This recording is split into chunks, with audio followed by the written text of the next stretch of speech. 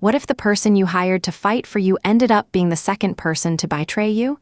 The judge had just awarded attorney's fees, a moment that should have felt like justice. Instead, it was the beginning of a nightmare that would take years to untangle. Here's the full story of a Colorado divorce that went wrong twice. This story begins in Colorado, where a woman, we'll call her Sarah, decided to end her marriage. What followed isn't just a story about a difficult divorce. It's a case that exposes how the legal system can fail you twice, first through a defiant ex-husband, and then through the very attorney hired to stop him.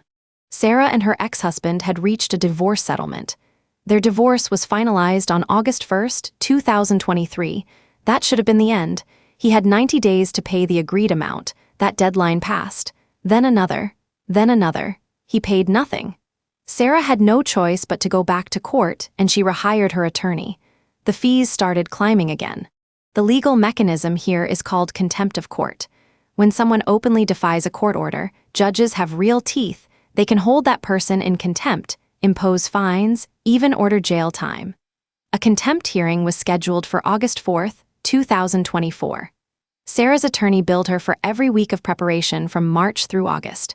By hearing day, she had run up $15,000 in fees. From Sarah's perspective, this should have been straightforward.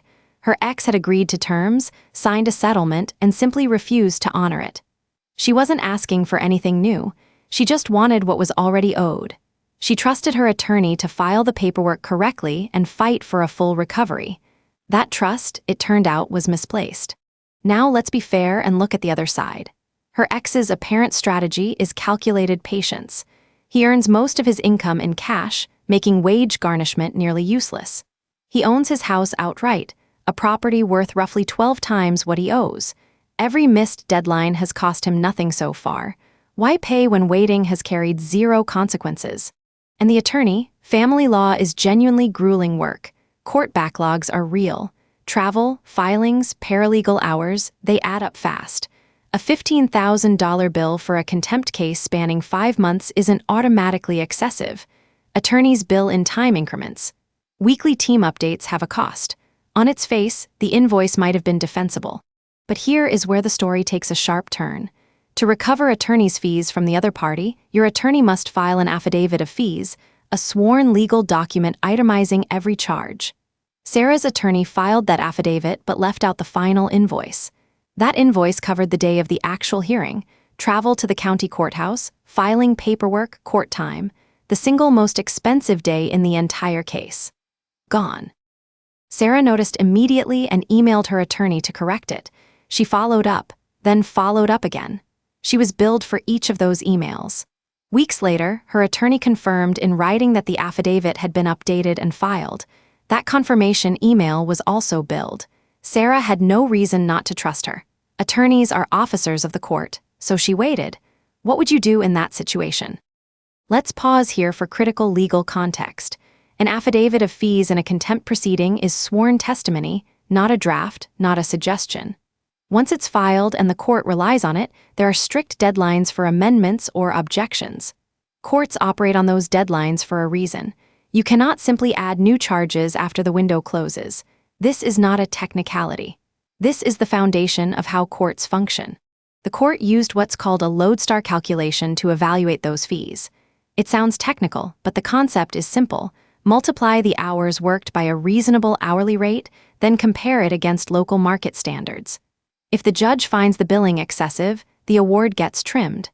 In Sarah's case, it got trimmed significantly. The court awarded her just $6,400, less than half of the $15,000 she was charged. One more concept you need to understand: the judgment lien. When a court orders someone to pay and they refuse, you can attach a lien to their real property, meaning they cannot sell or refinance that property without first satisfying the debt. Sarah's ex owns his home free and clear. That lien is her most powerful leverage. But in Colorado, judgment liens expire after 6 years. Nobody told Sarah that. Back to the timeline, and this is where it becomes deeply troubling.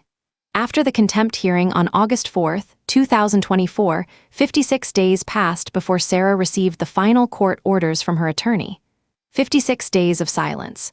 During that window, deadlines were quietly ticking. her ex's deadline to contest the affidavit, Sarah's window to request clarification from the court. Once those deadlines expired, they were gone. When the paperwork finally arrived, Sarah looked at the attached affidavit. It was the original version. The final invoice was still missing.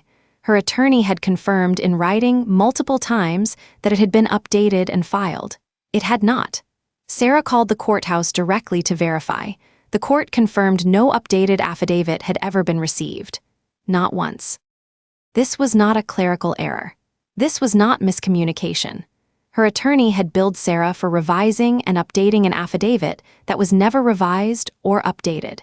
She was charged money for work that was never done, and then charged again for the email that confirmed the lie. And because Sarah had trusted her attorney's word for 56 days, the window to correct the record had already closed. Digging deeper into the billing, Sarah found a pattern. $75 every week for internal team updates, communications she had no part in.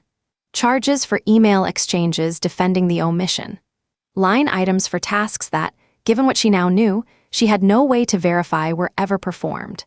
A case that most family law practitioners would call fairly routine had generated 5 months of unrelenting weekly charges. Sarah is now preparing a formal complaint to the head of the firm and its billing department, a methodical list of disputed charges documented with her own research.